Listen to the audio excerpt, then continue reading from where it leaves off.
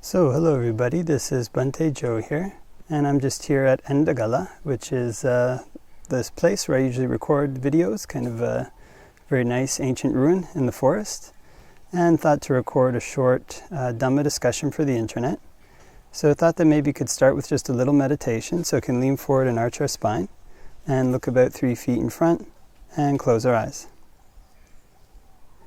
And can focus in on the breath. Can know when it's coming in,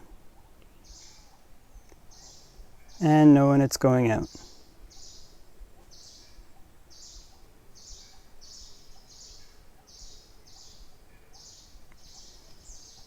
If we breathe in a long breath, can just know, I'm breathing in a long breath.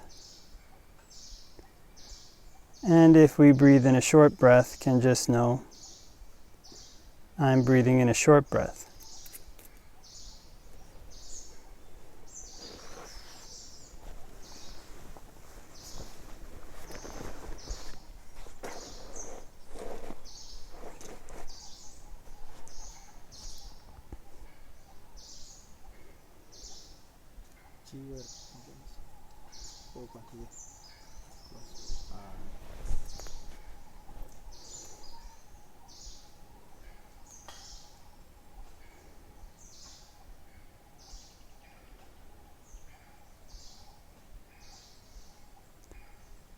And can let awareness expand until it fills one's whole body.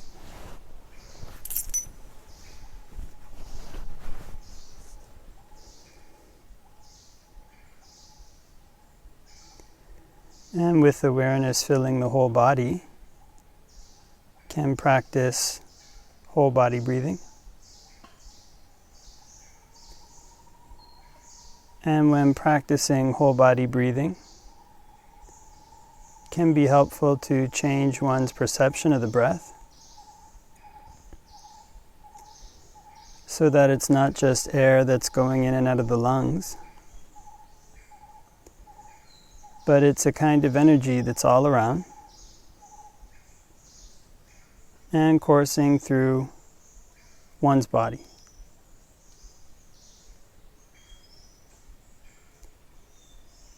And it's possible to pull it into and out of every pore.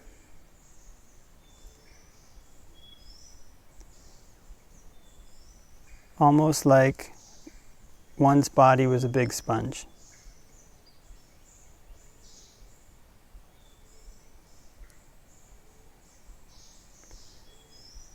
So on the in-breath, can think whole body. On the out-breath, can think whole body.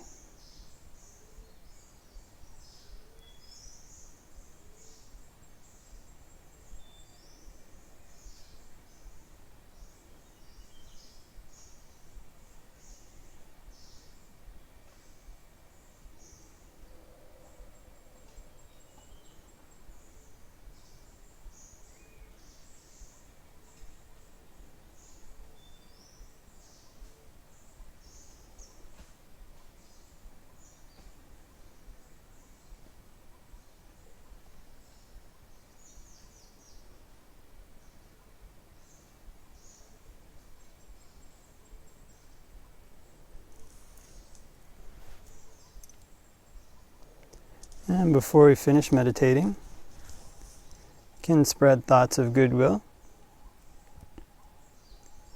wishing may all beings all around everywhere be happy and at ease.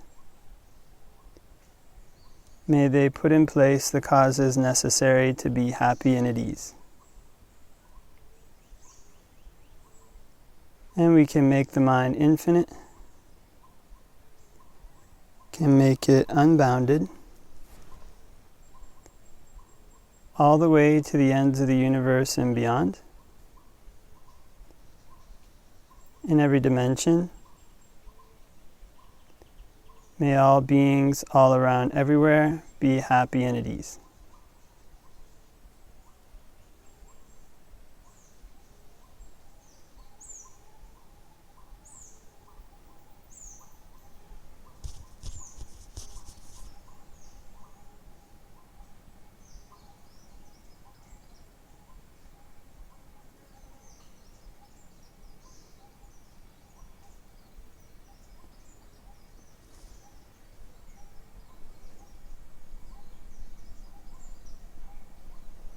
And can open our eyes and do a short Dhamma discussion for the internet.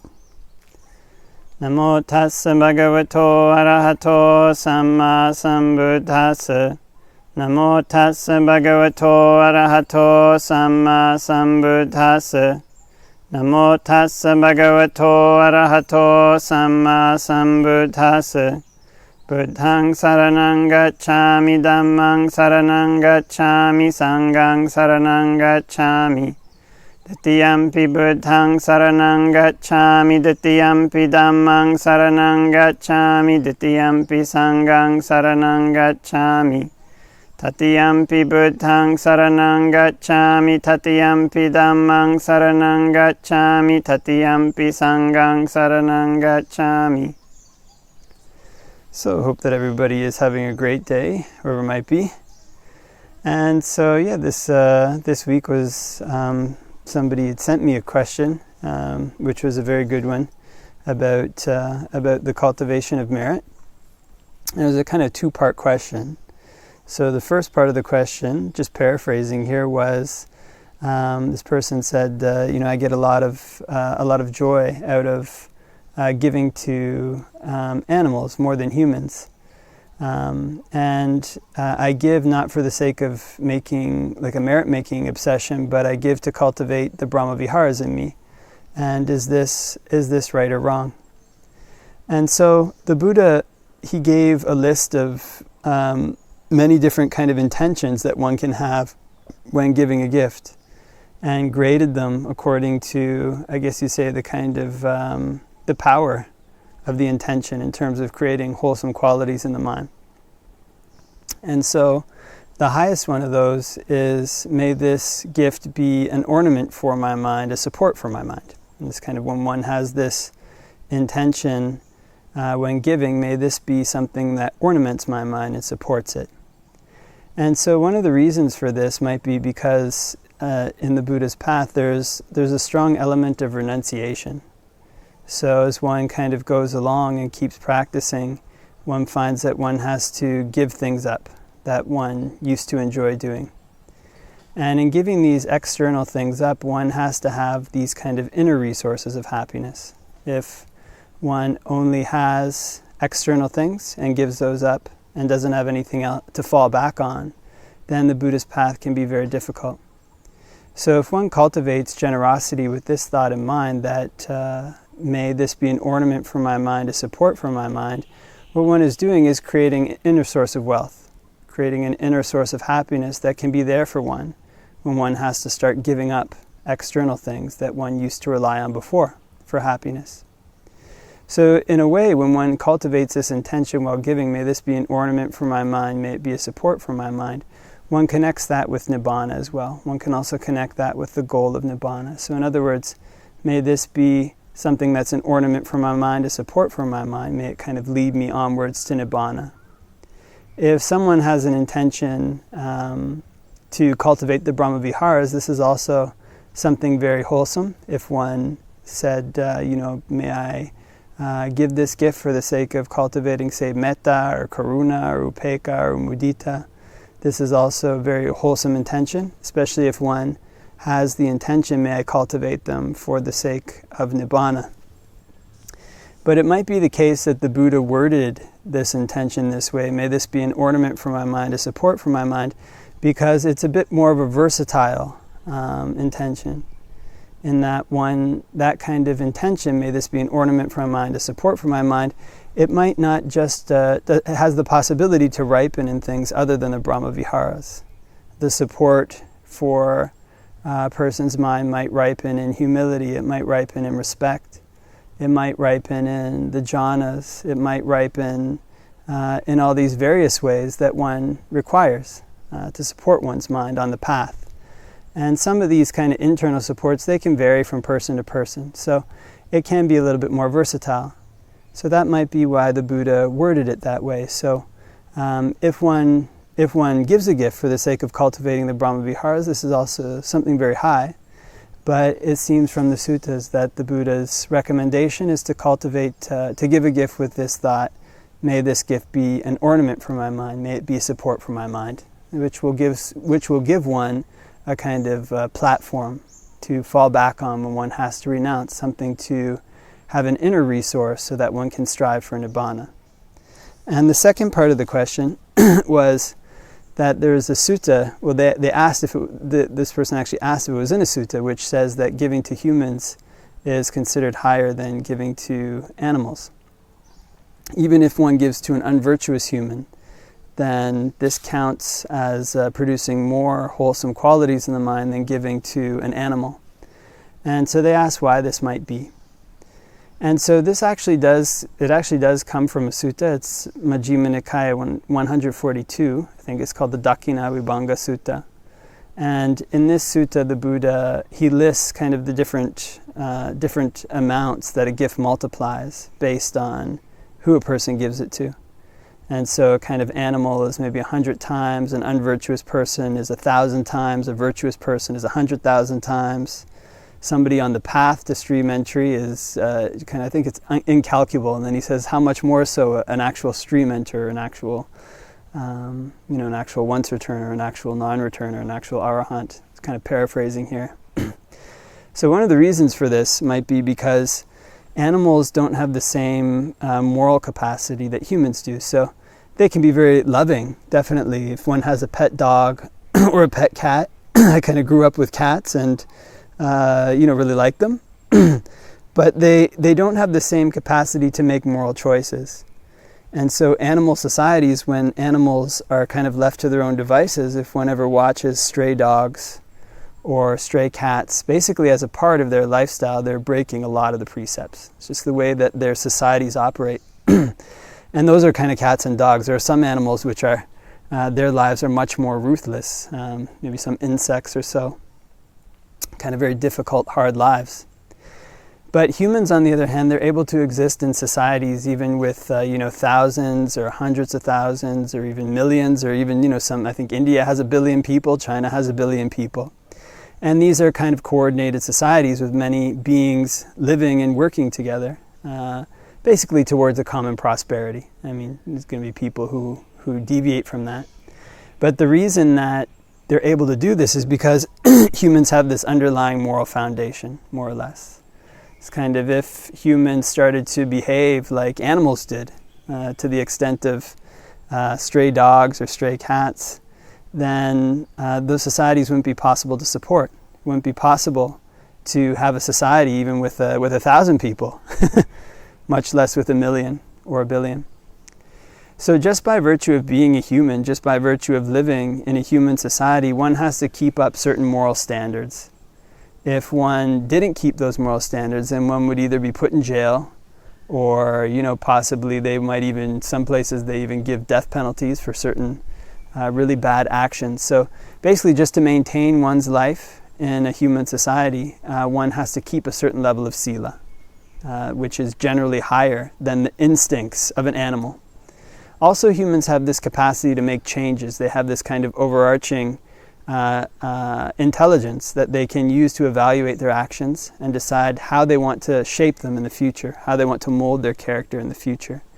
So animals don't have that same capacity. They're more instinctually driven than humans. So this is probably the reason why, or quite possibly, my understanding, could be the reason that the Buddha lists even giving to an unvirtuous person is better than giving to an animal. Because in general, animals, their society is, their instincts are actually very unvirtuous. They can be restrained by humans to a certain extent, but left to their own devices, their intentions are generally to follow their impulses. Whereas even an unvirtuous human, just because they're living in a human society, they will have to be restrained in certain ways. And if they aren't, then they might get put in jail or these kind of things. But just by virtue of living in a human society, they are in a kind of stream, I guess you'd say, that's more virtuous than an animal. And they also have this higher capacity to make changes. But the nature of the gift might also have an effect. So, for example, if somebody were to give a gun to an unvirtuous person, that would be worse karma than giving a gun to an animal. The animal wouldn't know what to do with it. But if somebody were to give, say, a gift of food to an unvirtuous person, maybe like a drug addict or something like this, with the hopes that that person make a change, this might be better than giving food to an animal, because people have this higher capacity to mold their characters, to make changes even right up to the end of their life. So just to summarize those things, basically, if one gives a gift, one wants to give a gift, the best way that one can do that to generate merit in the mind, to basically generate happiness in the mind, is to have this intention: may this be an ornament for my mind, may it be support for my mind. And then when one gives a gift as well, one also wants to give it in a place where it's going to bear fruit. So one also wants to give it to a receiver who's going to use it well. And so if one can find stream enters, once returners, non-returners, they're good people to give gifts to. Traditionally, the entire Sangha is good to give gifts to.